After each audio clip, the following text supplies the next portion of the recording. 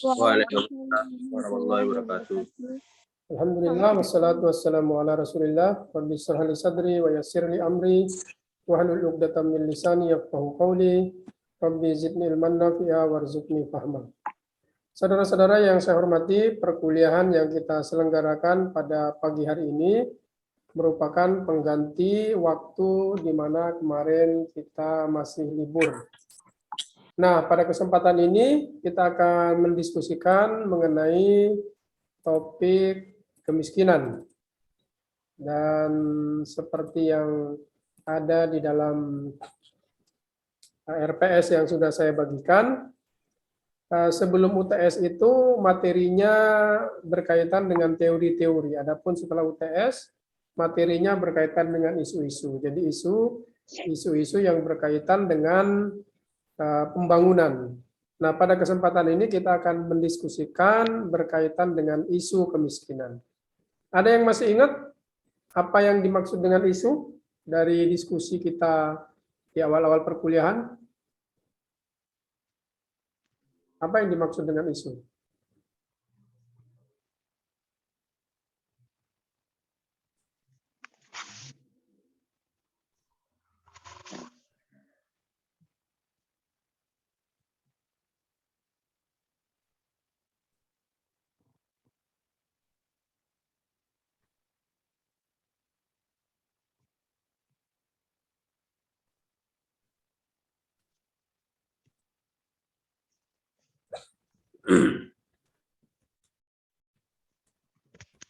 Sesuatu yang menimbulkan sebuah polemik, Pak.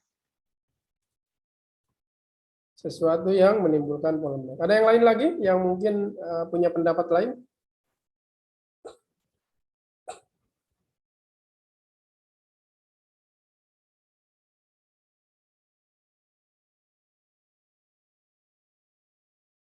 Dulu kita pernah mendiskusikan, memang dia bisa menjadi polemik. Jadi persoalan yang belum ditemukan pemecahan atau solusinya, yang sedang menjadi perbincangan untuk dicarikan solusi atau problem solvingnya oleh pemangku kebijakan, dan itu menjadi pembicaraan publik, maka dia adalah isu. Jadi isu itu sesuatu yang berkembang di tengah-tengah masyarakat, apakah itu yang berkaitan dengan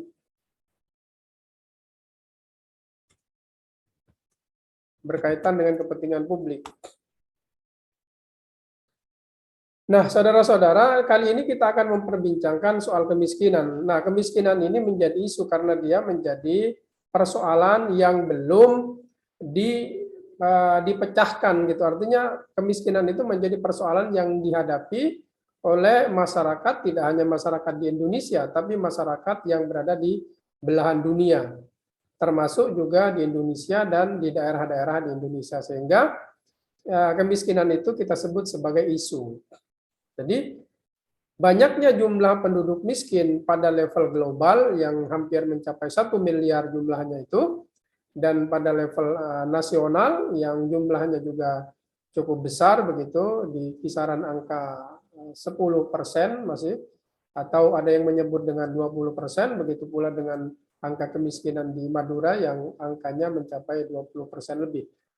Itu menjadi isu karena dia menjadi persoalan yang belum terpecahkan, artinya masih banyak penduduk di Indonesia, termasuk penduduk di daerah yang hidup dalam kemiskinan.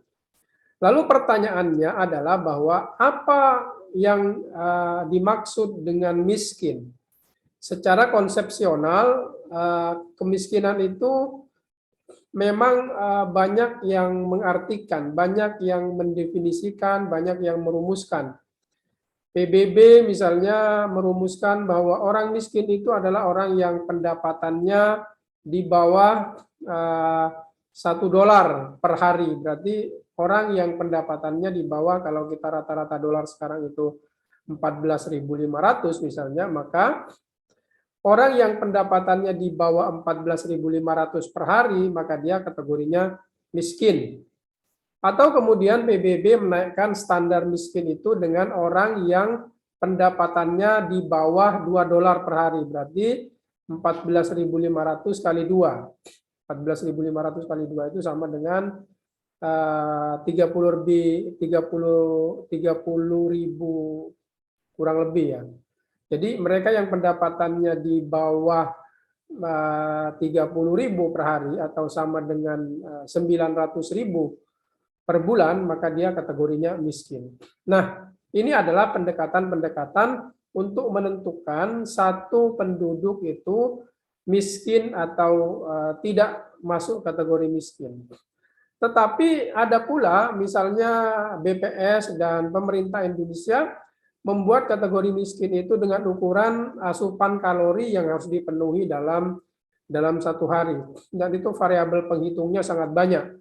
Mulai dari telur, kemudian nasi, kemudian susu, ikan, kemudian kebutuhan lain-lain yang menjadi kebutuhan dasar. Dan itu cara ngukurnya itu juga sangat rigid. Rata-rata ukurannya itu adalah kuantitatif. Jadi berdasarkan angka-angka yang itu orientasi ukurannya adalah kebutuhan minimum, terpenuhinya kebutuhan minimum kalori bagi warga gitu. Jadi itu lebih rigid lagi hitungannya. Tetapi ada pula ahli yang mencoba untuk merumuskan pengertian miskin itu dengan cukup sederhana. Saya termasuk orang yang mereferensi atau setuju dengan pendapat ini yang mengatakan miskin itu adalah situasi di mana orang tidak bisa memenuhi kebutuhan hidupnya secara mandiri. Jadi orang yang tidak bisa memenuhi kebutuhan dasarnya secara mandiri, kebutuhan dasar itu apa? Ada yang bisa bantu saya? Apa saja kebutuhan dasar manusia itu? Sandang, pangan, dan papan, Pak. Sandang, pangan, dan papan. Itu adalah ukuran pertama kebutuhan manusia. Sandang itu berkaitan dengan pakaian, kemudian pangan itu berkaitan kebutuhan makan, kemudian papan itu adalah kebutuhan tempat tinggal. Ini adalah kebutuhan dasar dulu untuk mengukur kebutuhan utama orang. Tetapi sekarang kebutuhan dasar itu sudah mulai bertambah sesuai dengan apa yang menjadi ukuran dari kebutuhan dasar yang ditetapkan oleh PBB, terutama UNESCO. Ada dua tambahannya, yaitu kesehatan dan pendidikan. Jadi kebutuhan dasar manusia di era modern ini tidak hanya sekedar berpakaian, makan, dan memiliki tempat tinggal, tetapi sekarang orang itu harus terpenuhi kesehatannya dan terpenuhi pendidikannya.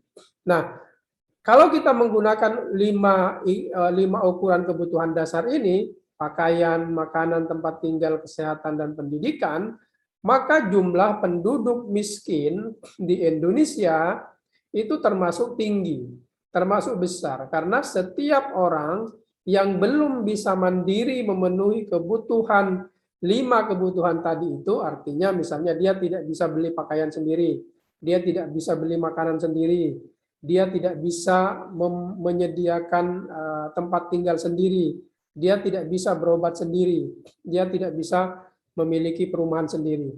Artinya dia tidak memiliki uang untuk memenuhi kebutuhan 5 kebutuhan dasar tersebut, maka dia kategorinya miskin.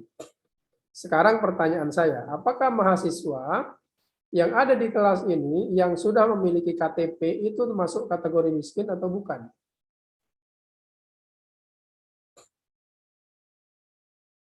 Kalau menggunakan indikator tadi, menggunakan indikator bahwa bila seseorang tidak bisa memenuhi kebutuhan dasarnya yang terdiri dari 5 tadi itu secara mandiri, maka dia dikategorikan sebagai orang miskin. Tentu saja saudara-saudara ketika sudah dewasa dan memiliki kartu tanda penduduk, maka ketika saudara masih bergantung kepada orang lain, kepada pihak lain, maka saudara termasuk kategori miskin. Karena saudara masuk kategori miskin, mestinya saudara diberi semacam tanggungan oleh negara untuk dipenuhi kebutuhan hidup dasarnya, termasuk berpendidikan dan mendapatkan layanan kesehatan. Gitu. Apakah saudara dapat beasiswa dari pemerintah untuk sekolah? Iya, dapat, Pak. Nah, berapa Tidak dapat, orang? Pak. Nah, tidak semua ya. Nah, berarti Iya.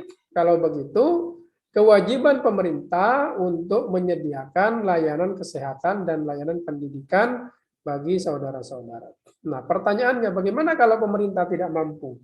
Maka menjadi kewajiban kita secara mandiri untuk memenuhi kebutuhan hidup itu sehingga kita tidak masuk kategori miskin. Nah, sehingga kita akan bisa mandiri. Saudara-saudara, yang menjadi pertanyaan, apa yang menjadi akar dari kemiskinan di dunia maupun di Indonesia?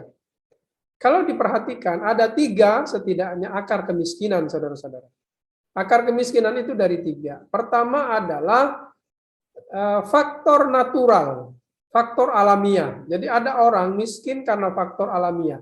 Misalnya ada orang yang lahir dengan kondisi cacat, tidak sempurna, baik cacat fisik maupun mental. Dia itu miskin secara alamiah, secara natural. Meskipun tidak semua orang yang lahir cacat itu kemudian miskin, karena keterbatasan secara fisik itu justru menjadi kelebihan dari kemampuannya. Misalnya ada orang yang tunanetra ya, nah, dia tidak bisa melihat, tapi banyak di antara tunanetra itu yang hafal Al-Quran 30 juz, memiliki bacaan Quran yang bagus, kemudian dia bisa mandiri dari kemampuannya menghafal Al-Quran itu, bahkan menjadi imam masjid dengan gaji puluhan juta. Nah, dia tidak menjadi miskin karena dia memiliki semacam kemampuan untuk memaksimalkan dirinya, meningkatkan kapasitas dan kapabilitasnya untuk bisa mandiri dan tidak terpuruk dalam kondisi kekurangan dan keterbatasan. Nah, saudara-saudara, teori kapabilitas ini diungkapkan oleh Amartya Sen di dalam tulisannya Capability Approach. Coba saudara searching nanti buku Amartya Sen, silahkan dibaca-baca apa yang dimaksud dengan capability approach. Yang dimaksud oleh Amartya Sen untuk mampu menumbuhkan kemandirian bagi individu atau manusia, sehingga kekurangan yang dimiliki itu sekaligus menjadi kelebihan. Terlebih lagi, setiap manusia yang lahir itu sesungguhnya memiliki kelebihan masing-masing yang itu disebut dengan kapabilitas. Nah, bagaimana kapabilitas itu bisa ditingkatkan dan dimaksimalkan? Silakan baca bukunya Amartya Sen yang berjudul Capability Approach. Jadi bahkan sampai orang yang dalam kondisi cacat sekalipun itu bisa memiliki kelebihan. Nah, itu yang pertama contohnya. Yang kedua contohnya dalam konteks yang menjadi faktor penyebab akar kemiskinan secara natural atau secara alamiah itu adalah orang miskin karena faktor alam. Ada bencana, misalnya ada tsunami. Orang yang dulu punya harta kemudian hartanya menjadi hangut, ludes. Mungkin ada gempa bumi, ada letusan gunung Merapi, dan seterusnya, bencana alam yang lain. Itu menyebabkan orang kemudian menjadi miskin. Itu namanya natural factor. Jadi faktor alamiah yang menyebabkan seseorang menjadi miskin. Itu faktor yang pertama. Nah, faktor yang kedua adalah namanya faktor kultural, cultural factor. Jadi faktor budaya. Ada orang miskin karena budayanya malas. Jadi ada orang miskin karena memang tidak mau bekerja keras. Ada orang miskin karena tidak disiplin pada saat dia bekerja. Maka kemudian diberhentikan oleh kantor tempatnya bekerja. Gitu. Jadi orang ini karena memang sifatnya malas, maka dimanapun dia bekerja, dia tidak pernah lama. Gitu. Sehingga juga tidak diterima untuk bekerja di instansi manapun. Meskipun di sekelilingnya banyak perusahaan-perusahaan, banyak kantor-kantor, banyak pabrik-pabrik, karena memang dasarnya dia itu adalah pemalas dan bukan pekerja keras, maka orang seperti ini tidak bisa keluar dari kemiskinan. Dia hanya mengharapkan uluran tangan dan bantuan orang lain, dan itu hanya ala kadarnya, cukup untuk sekedar dimakan. Gitu. Tidak bisa meningkatkan sumber daya ekonominya. Gitu. Jadi sehingga mereka menjadi miskin. Ada masyarakat pada wilayah-wilayah tertentu yang memiliki budaya seperti ini. Pagi-pagi saat orang lain pergi ke kantor, pergi ke kampus, pergi ke pabrik, pergi ke tempat kerja, ke ladang, ke sawah, dia malah cuma duduk di depan rumahnya, minum kopi begitu sambil merokok gitu. Padahal kebutuhan untuk merokok itu jumlah uang yang harus dikeluarkan cukup besar gitu ya. Kalau nggak salah sekarang satu bungkus rokok itu harganya 25.000. Kalau sehari satu bungkus berarti 750.000 untuk hanya memenuhi kebutuhan rokoknya saja. Dan kalau dari hasil survei yang dilakukan oleh beberapa peneliti, saudara-saudara, rokok di Indonesia itu rata-rata adalah orang miskin. Jadi orang miskin ini di Indonesia adalah penyumbang rokok terbesar. Jadi orang-orang kaya, bos-bos rokok itu, termasuk Rudi dan Michael Hartono, dua orang terkaya di Indonesia, itu adalah bos jarum. Nah, dan sementara pelanggan jarum itu adalah orang-orang miskin. Jadi mereka kaya dari orang-orang miskin. Coba orang miskin ini kalau mau kaya berarti jangan membeli rokok biar tidak orang pengusaha rokoknya yang kaya. Jadi kalau tiap hari itu kira-kira tetap Anda berniat merokok tapi uang rokok itu Anda tabung. Nanti sebulan dapat 750.000. Dalam 5 tahun, dalam 1 tahun berarti 750 kali 12. Anda bisa punya uang 9 juta. Nah, silakan 9 juta ini kita putar untuk modal usaha. Kita punya keahlian apa kira-kira? Membuat cilok misalnya, atau membuat apa? Membuat cimol, atau membuat apa yang sekarang lagi booming itu? Seblak. Apalagi? Kita punya kemampuan membuat ceker pedas. Apalagi misalnya? Membuat kemampuan membuat cabai dari manisan misalnya kan, atau apalah gitu, jualan apa saja. Hal itu tentu akan merubah hidup kita dari miskin kemudian menjadi tidak miskin dengan langkah sederhana, berhenti merokok dan mengalokasikan uang untuk rokok itu dengan menggantinya dengan modal usaha. Jadi itu adalah budaya. Bisakah orang perokok itu berhenti merokok? Menurut saya bisa. Kenapa? Karena dia itu budaya, karena itu kebiasaan gitu, bukan bawaan lahir. Apakah ada orang yang sejak lahir itu merokok? Enggak ada orang sejak lahir itu sudah merokok. Jadi dia bukan tabiat alamiah yang tidak bisa kita lepaskan, tapi dia adalah perilaku kebiasaan yang kemudian karena dipraktikkan dia biasa menjadi budaya. Dan budaya itu budaya boros. Mestinya dia tidak beli rokok, tapi belikan untuk kebutuhan yang lain. Nah, itu adalah faktor budaya. Ada orang miskin karena budaya. Budaya malas, budaya boros, termasuk tadi boros untuk mengeluarkan uangnya untuk sesuatu yang tidak berguna untuk kebutuhan hidupnya. Kenapa? Karena dengan tidak merokok dia tidak mati. Beda dengan orang tidak makan. Beda dengan orang tidak minum. Ketika orang tidak makan dan tidak minum 1 minggu, itu bisa mati. Tapi orang kalau tidak merokok 1 tahun pun dia tidak akan mati. Jadi dia bukan kebutuhan dasar. Ini adalah perilaku pemborosan bagi orang yang perlu mengintrospeksi dirinya untuk berubah dari keborosan itu tadi. Nah, faktor yang ketiga adalah the third factor adalah structure factor. Jadi faktor struktural. Apa makna faktor struktural? Jadi dia adalah faktor kebijakan negara atau kebijakan pemerintah yang tidak berpihak kepada mereka yang tidak beruntung. Misalnya apa bentuknya? Ada sentralisasi pembangunan di daerah-daerah perkotaan. Pembangunan tidak merata sampai ke pedalaman daerah terpinggir. Daerah pedalaman, daerah terbelakang misalnya di mana? Di perbatasan antara Indonesia dengan negara-negara yang lain. Apalagi daerah-daerah yang sulit dijangkau gitu. Nah, saat mereka tidak mendapatkan pembangunan yang memadai, baik pembangunan infrastruktur maupun pembangunan sumber daya manusia, maka masyarakat di daerah tersebut cenderung akan mengalami kemiskinan.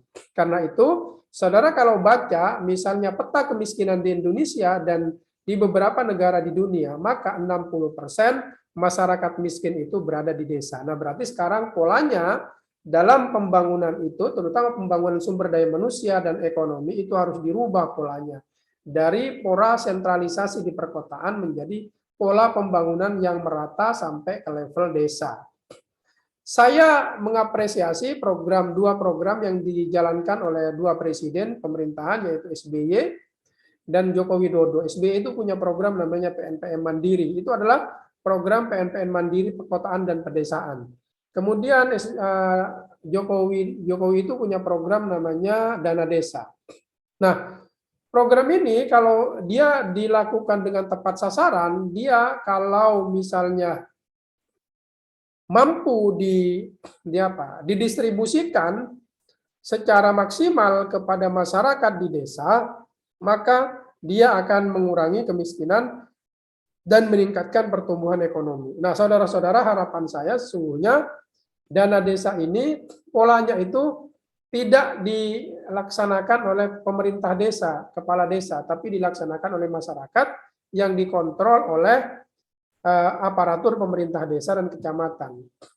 Sekarang kan polanya dilaksanakan oleh pemerintah desa, dikontrol oleh masyarakat. Padahal di desa tidak banyak masyarakat yang berani mengontrol, menegur para kepala desa, sehingga kepala desa terkesan misalnya anti kritik, tidak mau diberi masukan dan susah untuk ditegur begitu, dan itu cenderung terjadi penyimpangan-penyimpangan. Nah, dana desa yang jumlahnya cukup besar itu setiap tahun 1 miliar sampai 1 miliar lebih itu mestinya dikelola sebagaimana PNPM dulu oleh masyarakat dengan kriteria tertentu yang memiliki kemampuan dalam melaksanakan program-program pemberdayaan. Itulah yang melaksanakan, kemudian aparatur di pemerintah di tingkat desa dan kecamatan dan masyarakat lain mengontrol pelaksanaannya, sehingga pelaksanaan dana desa melalui pembangunan itu akan bisa lebih efektif dan efisien di dalam pelaksanaannya. Itu adalah konsep bagaimana pembangunan itu merata sampai ke level terbawah dari masyarakat, itu desa. Itu adalah pembangunan namanya berkeadilan. Dan itu yang disebut dengan keadilan sosial bagi seluruh rakyat Indonesia. Nah, faktor yang struktural ini adalah salah satu faktor yang masih belum meratanya pembangunan, belum meratanya dana milik pemerintah sampai kepada seluruh masyarakat yang ada di level terbawah. Nah, saudara-saudara, paling tidak ada 3 faktor itu yang menyebabkan kemiskinan. Yang terakhir adalah bagaimana cara keluar dari kemiskinan. Banyak cara yang dilakukan oleh institusi negara maupun swasta untuk keluar dari kemiskinan. Saya mau ngambil contoh tadi, teori capability approach-nya Amartya Sen. Jadi Amartya Sen ini berpendapat bahwa untuk membuat masyarakat itu mandiri, individu itu mandiri, maka pendekatannya adalah capability approach. Bagaimana meningkatkan kapabilitas dan kemampuan masyarakat. Kemudian ada yang mengartikannya pendekatan ini adalah pendekatan pemberdayaan. Pemberdayaan itu memang harus hati-hati di dalam pelaksanaannya. Dia harus dimulai dari meningkatkan motivasi dan menyadarkan individu, personal-personal yang ada di masyarakat terhadap potensi yang dimiliki. Dengan potensi yang dimiliki itulah kemudian ditingkatkan kemampuannya, dan dengan kemampuan yang dimiliki dia bisa memenuhi kebutuhan hidupnya tanpa harus tergantung kepada pihak manapun, termasuk kepada keluarga dan negara. Nah, dengan begitu masyarakat secara pelan dan pasti itu akan keluar dari kemiskinan. Di beberapa negara yang sudah berhasil tumbuh perekonomiannya itu, salah satu kuncinya itu adalah budaya entrepreneur. Jadi budaya berwira swasta. Saat satu masyarakat memiliki budaya wira swasta yang tinggi, artinya masyarakat itu cepat untuk bisa mandiri dan cepat keluar dari kemiskinan. Nah, sebaliknya masyarakat yang lambat dalam menumbuhkan budaya wira swastanya, maka masyarakat tersebut lambat keluar dari kemiskinan. Nah, saudara-saudara, budaya wira swasta ini seiring dan sejalan dengan budaya demokrasi yang menjunjung kebebasan individu dalam mengaktualisasikan kemampuan dirinya. Karena orang berwira swasta itu tidak tergantung kepada negara, tidak tergantung kepada bantuan pemerintah. Apa yang saya miliki dengan kemampuan yang saya miliki, itulah yang saya buat, dan kemudian saya jual. Apakah saya kemampuan untuk menjual? Apakah saya punya kemampuan membuat? Apakah saya punya kemampuan memoles sesuatu? Itu adalah kemampuan, dan itu yang harus bisa dimaksimalkan. Kapabilitas itu harus mampu dimaksimalkan sehingga ada pendapatan yang masuk kepada kita. Dengan begitu kita akan mandiri. Nah, era teknologi dan informasi yang kita sebut dengan 4.0 ini adalah satu peluang bagi masyarakat untuk bisa tumbuh bangkit mandiri dari situasi terpuruk dan miskin. Saudara-saudara, itu saja barangkali yang bisa saya sampaikan. Mudah-mudahan ini memberi sedikit tambahan informasi bagi kita bahwasanya kemiskinan itu memang harus bisa dicarikan solusinya, dientaskan supaya setiap individu, setiap masyarakat ini bisa mandiri dalam kehidupannya. Dengan mandiri dalam kehidupannya, dia tidak menjadi miskin lagi. Terima kasih. Mohon maaf jika ada yang kurang berkenan. Saya cukupkan. Wassalamualaikum warahmatullahi wabarakatuh. Waalaikumsalam. Waalaikumsalam.